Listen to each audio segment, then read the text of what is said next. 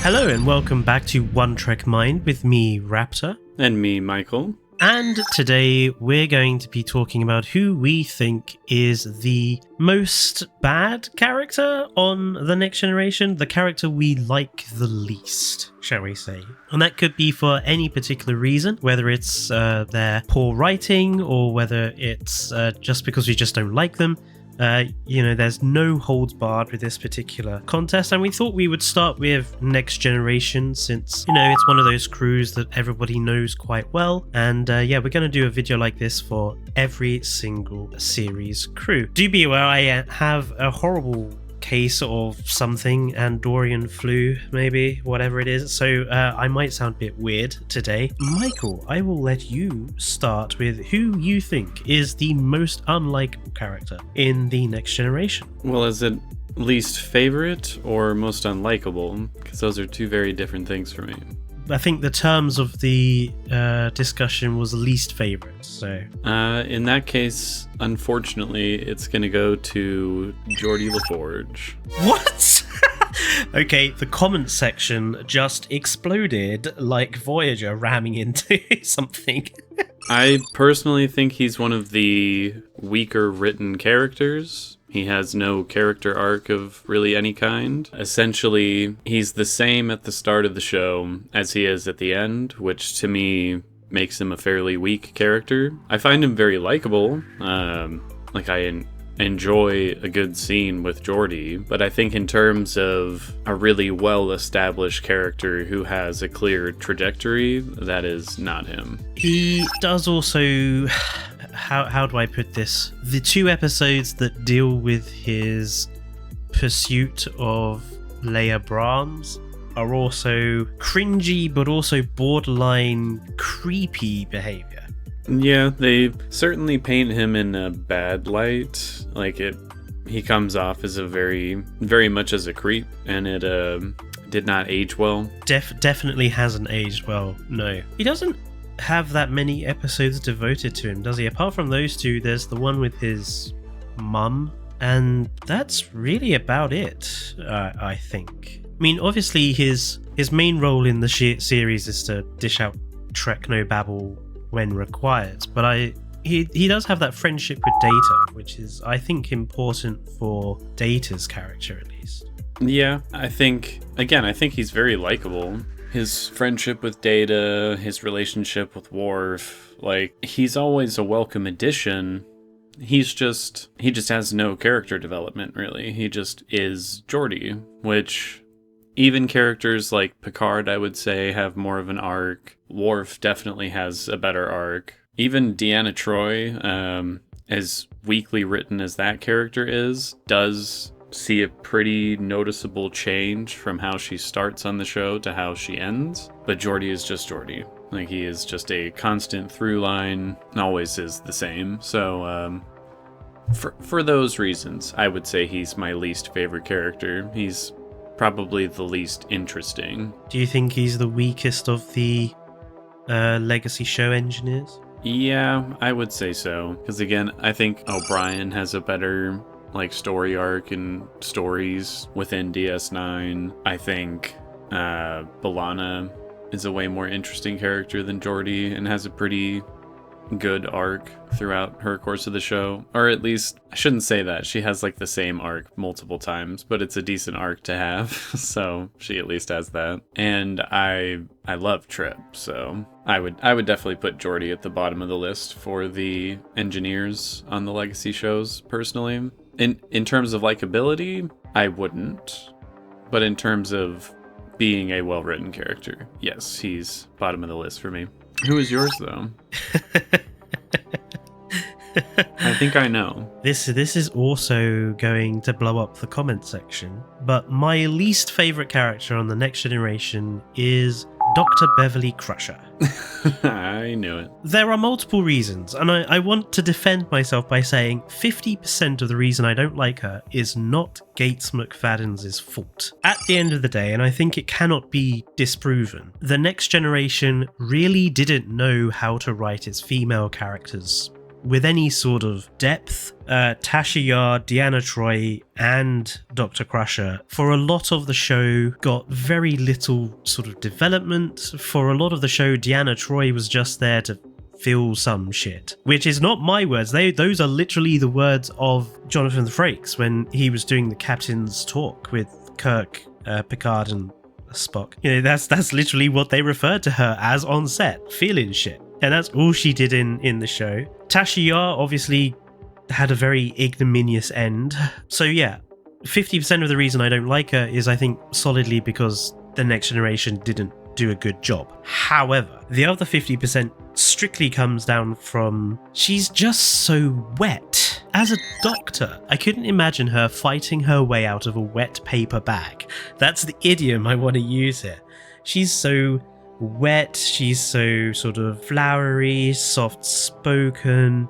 You want a doctor with some more bite? Well, yes, because I think it's necessary for the job. I think being a doctor, you inevitably end up developing a personality where you have to have quite a bit of directness and quite a bit of strength, and her personality just doesn't fit a doctor for me, which is why, spoiler alert for a future video, I prefer Dr. Pawlowski to Dr. Crusher, because I feel that Pawlowski has the attitude of a doctor, whereas Crusher doesn't for me. Then there's also this will they, won't they thing with Picard, which just gets tiresome. It's like the thing with Janeway and Chakotay. Just get a room and fuck, for goodness sake. Get it out of the way and over and done with. I mean, apparently they did. Just yes, off screen. I'll get to Picard season 3 in a minute. And while I feel that the show could have done something interesting with her and Wesley, and I know Wesley is generally considered the most hated character of The Next Generation. I actually like Wesley. We can discuss him in a second. But yeah, while the show could have done something interesting with the familial relationship there, I feel it was squandered. And then in Picard season 3, she comes back and she's suddenly this badass gun-toting, shotgun-wielding, like photon torpedo firing boss woman, for want of a better term. And it's night and day to the character she was, and admittedly I can understand people changing over a period of time, but it's such a radical difference. I mean, I prefer it, so I didn't mind. I liked her character in season 3 of Picard, just because I was fairly indifferent to the character in the original show. I was just like, oh, you mean you're there. You don't irritate me, but you don't fill me with joy when I see you either. You're just part of the crew.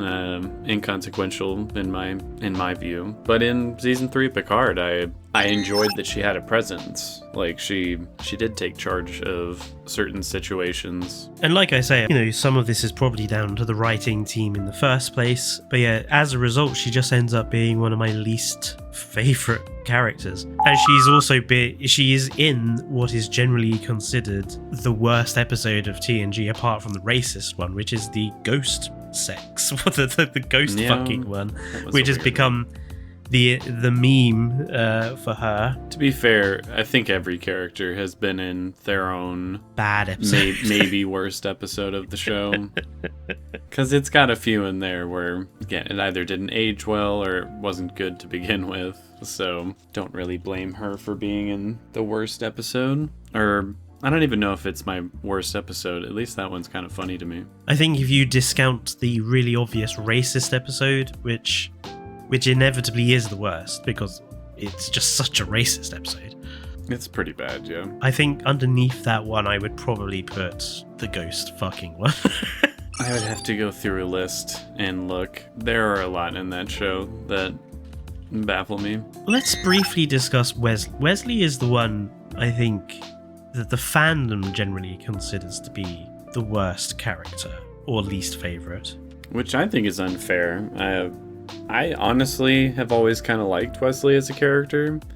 I like the idea of seeing him like grow up and become a part of Starfleet, which I think they dropped the ball on not continuing with. Basically just went off to school and you see him 2 more times after that, and then that's it. They just kind of dropped the character, and I feel like it was wasted potential because he didn't bother me. Like, he was an annoying kid at times, but I mean, he's a kid. I sort of expect him to be at least a little annoying every once in a while. I mean, for me, it was... I don't like him that much. It's just simply because in the first couple of seasons, he was treated as a bit of a Deus Ex Machina child. I feel like that's over-exaggerated, personally. I'm like, it happened, 2-3 times total? Maybe, but being told by a super powerful organism that might as well be a Q, these travelers, that Wesley was basically going to become one, which is inevitably what happens in Picard. I always felt he was a bit of a Mary Sue. Just everything came easily to him, apart from telling the truth at Starfleet inquiries. But yeah, I don't find him necessarily annoying. Yeah, he's certainly not my least favorite. There's at least considerable character growth within the stories that he's given. And again, I've linking it back to my opinion on Dr. Crusher, I feel like there was wasted potential in the mother-son relationship there. Yeah, they definitely could have done more with it. It's only a handful of moments where they even really have like a conversation together. Yeah, I think looking at Lower Decks and Freeman and Captain Freeman, mother and daughter on board the same ship, there's been a lot more moments between them than there has been between Beverly and Wesley.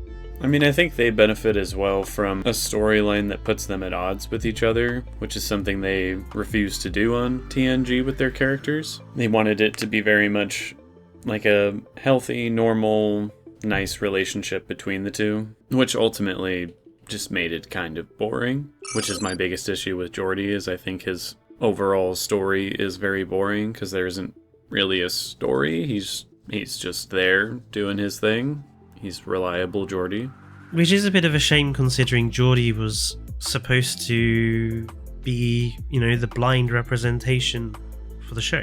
Yeah, which I do think they did do some good things with that, I will say. Like, there's a handful of episodes where they delve into that a bit. And I do enjoy their attempts with all that and everything. But it's not like it added to a character arc or anything. I think the closest you can get to that is that he refuses to get an operation to gain essentially normal sight because he likes the way he is. And then by the end, or I think it's in the movie era, when he finally decides to go through with that procedure. Sometime between the events of Generations and First Contact, the visor disappears and he has the implant. Yeah, like, to me, that's the closest you get to, like, any kind of character change, really, with him, which is, it's done off-screen. It's, I think, only addressed maybe once in the movie. There's just not really anything going on with Geordi. Again, I found him a little bit more interesting in Season 3 of Picard, just because he had 2 daughters and had a little bit more of an interesting dynamic with the rest of the crew now that he's essentially running a museum and has been separated from them for a while.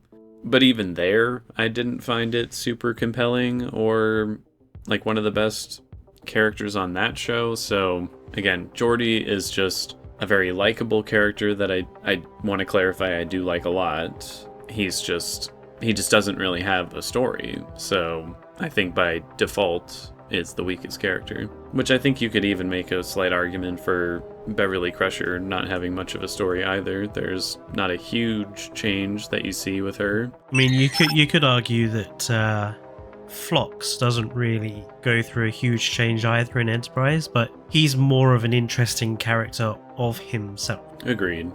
He has a whole alien culture that's very different from ours when it comes to like having wives, which is always very entertaining with that character. Even just his physical anatomy being different from ours was interesting and fun at times. Like, the biggest interesting thing about Geordi's character is his eyesight, I would say. Yes. And again, they don't do like a huge amount with that, which I'm glad they don't. Personally, I wouldn't like them to constantly just point it out and have some sort of like message behind each of his stories just being about that. I feel like that would be kind of detrimental to the representation they were going for. It's not like he has anything else really going on. He's, like I said, just reliable Geordie. Right, well, let us know in the comments who your most least favorite character is in the Next Generation, and what you thought about our choices. Don't forget, if you are new to the channel, to subscribe. We are very close to hitting 200 subscribers in our first year of being on YouTube, which I think is pretty successful, to be honest. So it's not bad. Thank you everyone who has already subscribed, and like I say, if you are new, please do consider subscribing. But yeah, until next time, it's goodbye from me. And goodbye from me.